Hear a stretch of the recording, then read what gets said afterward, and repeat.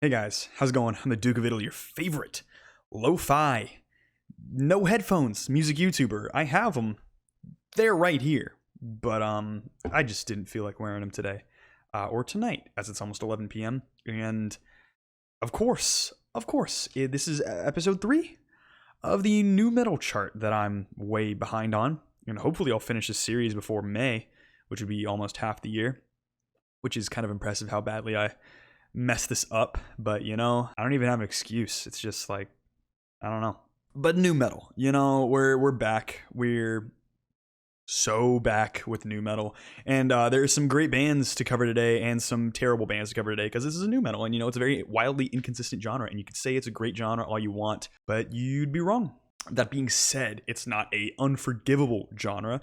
There are classics within this genre, but we gotta get to those at some point, and we gotta wade through a lot of mud first, because up first is Cold Chamber with Chamber Music. That's for today. And this isn't exactly the album the band's known for. This is their follow-up album where they were influenced by bands like Orgy that gave them that post-industrial edge, that little bit of synthwave, a little bit of dark wave, that 80s influence that was so horribly misattributed and so horribly misused that we end up with something like this. And I'm gonna give this album credit where credit is due.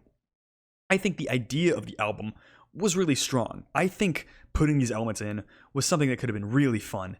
It just didn't turn out to be that great. First of all, this album is edgy. It's very edgy. You've got this sort of lightly gothic vibe instrumentation here, like a hint of Typo Negative. And there are lots of synths, so if you're a synth aficionado, then I guess you'll like the attempt. They don't sound great. And the vocals are particularly great. Even when he has the growls and the more harsh side of vocals, they're not that good. To me, it feels like Korn, but worse. I will say the attempt and the ambiance are good, and they really shine through on tracks like Not Living, which is probably my favorite off this album. There's also a cover of Peter Gabriel's Shock the Monkey featuring the only Ozzy Osbourne, which is, it's fun. Oddly enough, the slower tracks here are actually a lot stronger than the faster ones. I gotta give this thing a pour, but I will say there are a few decent songs here. This thing, it's not completely unforgivable, and you can tell that there's an attempt going on here, and I think historically it is significant to the nu metal genre as a whole, a hell of a lot more than half these albums on this chart, to be honest. So, I mean, if I had to recommend an album I consider bad, it would probably be this one. But forget all that noise, because next is $3 Bill Y'all by Limp Bizkit. I'm a Limp Bizkit defender. Now, I'm not going to go out there and be like they have great albums, because that's just simply not true. They have a couple duds per album pretty much, and they do have a bad album, but that's not even until they change their guitarist, because Limp Bizkit is full of bangers. Limp Bizkit is a band that knows how to have fun, and if you don't want to have fun in your metal, then go listen to a genre of metal that allows you to not have fun, such as black metal. But if you're going to act like bands like Slipknot don't have any fun, I think you're absolutely insane. Limp Bizkit is just a band that capitalizes on that fun. The instrumentals are very awesome. The extra uses of the syncopated crash cymbal is awesome. Not to mention Wes Borland's guitar lines that just rip like nobody's business. Sure, this album is silly. That's going to happen with Limp Bizkit, but you can't act like songs like Counterfeit aren't really fun. Also, on this album, Fred Durst screams a lot more than on his later albums, and he really can scream here. I think his harsh vocals are actually pretty good. When he goes for the more groove metal style of harsh vocals, I think those are pretty good also on songs like Rowan, but that's not here yet. Albums like this show effectiveness in simplicity. You have riffs that pummel you, drum parts that are super hard hitting, and it's all really lifted up by that really excellent sort of funk adjacent bass sound. And Fred Durst, I mean, he takes some getting used to probably. When I first heard him years ago, I didn't like him, but now I love him. The Faith cover is amazing.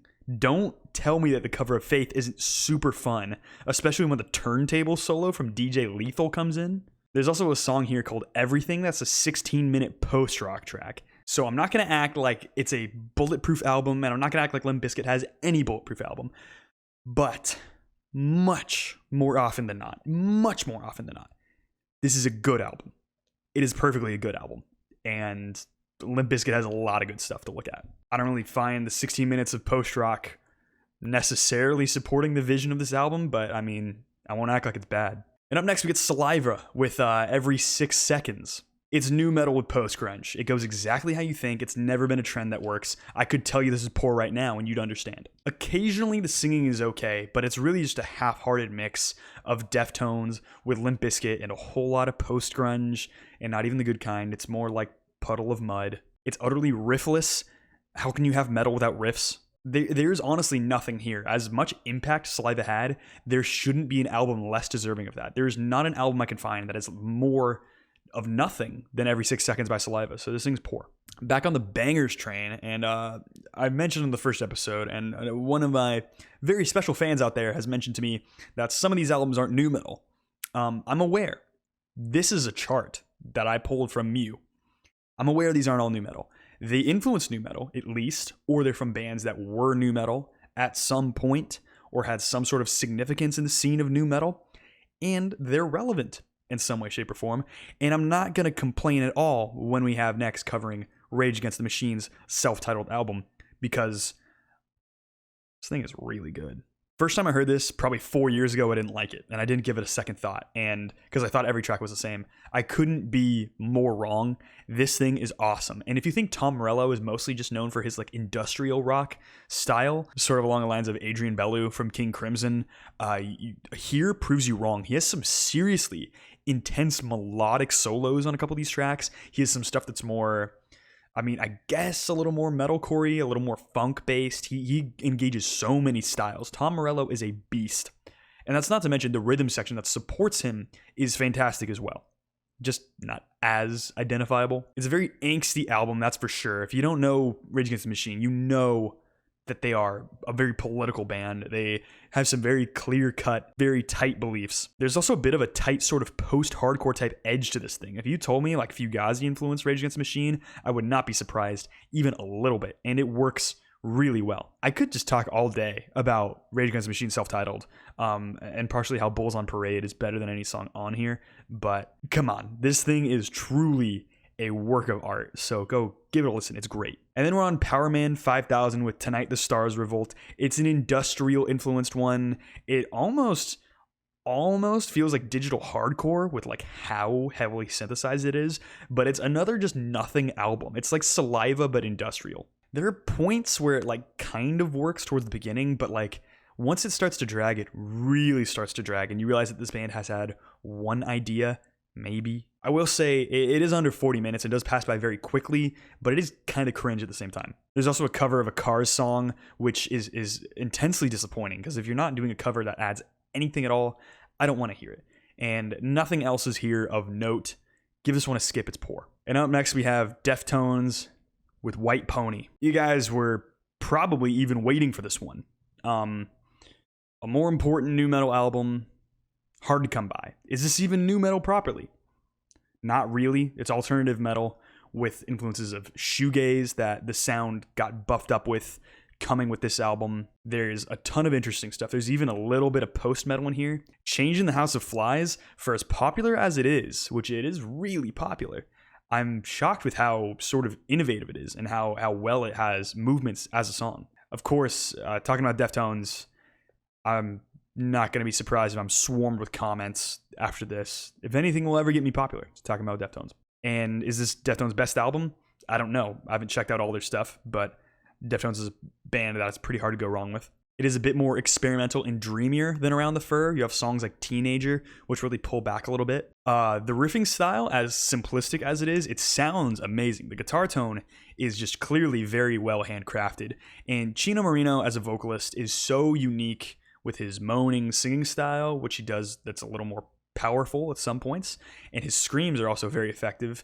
And there are a lot of more intricate passages in here that are really nice too. And you got songs like Knife Party, which are really hooky and really chunky and a little bit more in your face. And you've got, of course, Pink Maggot, that ending 7.5 minute burner. That's just amazing.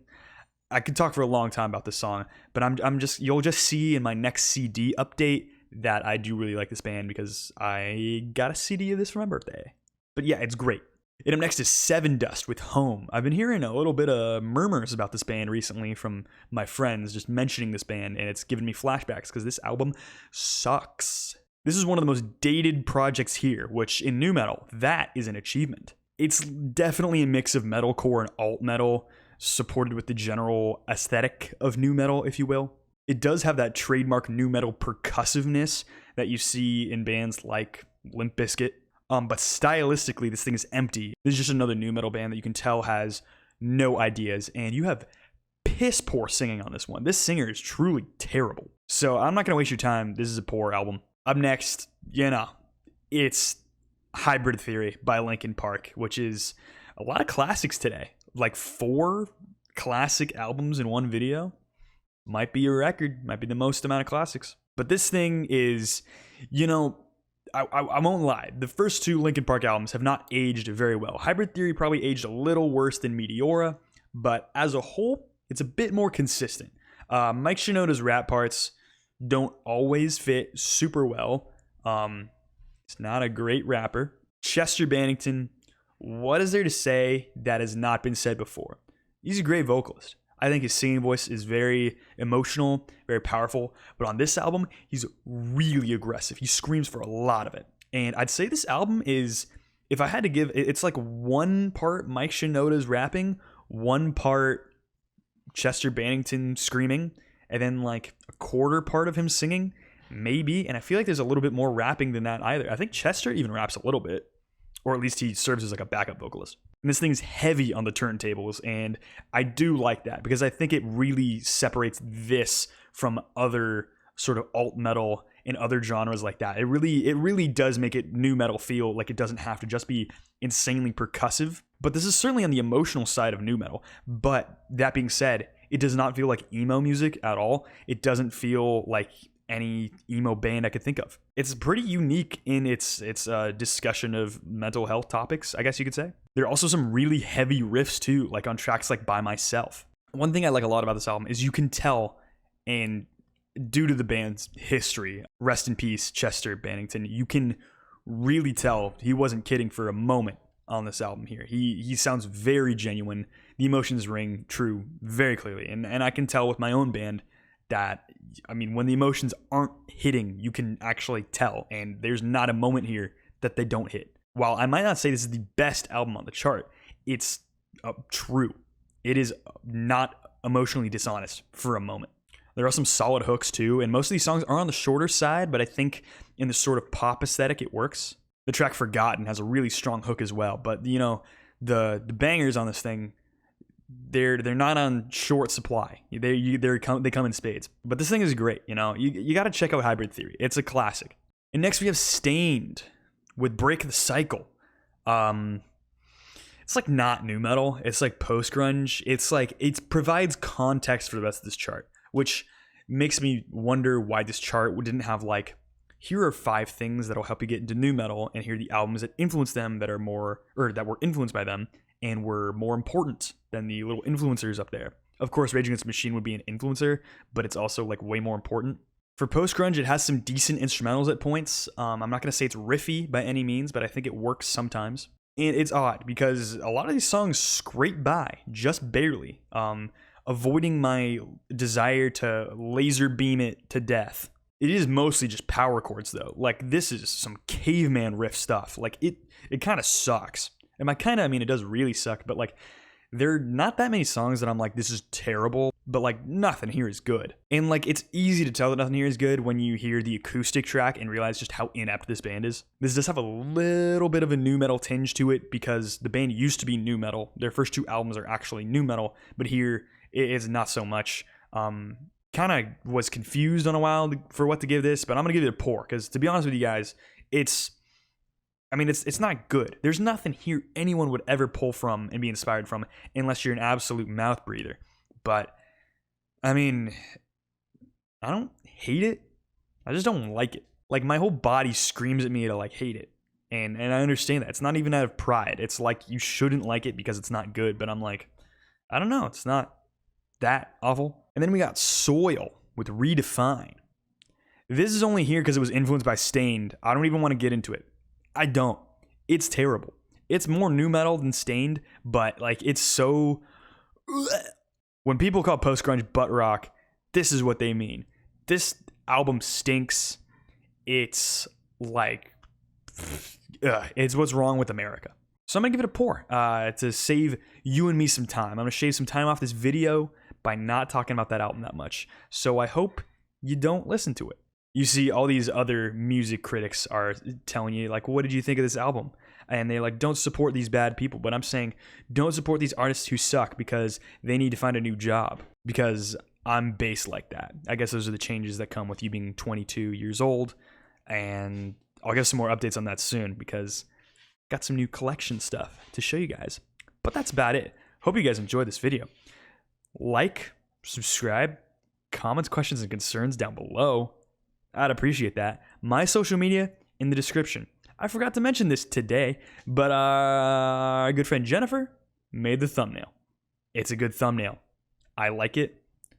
Follow Jen on Instagram. That's also in the description. Follow me on Instagram in the description. My Discord, my Twitter, also in the description. No one cares about my Twitter, but my Discord is... But that's about it. Have a good day. Bye.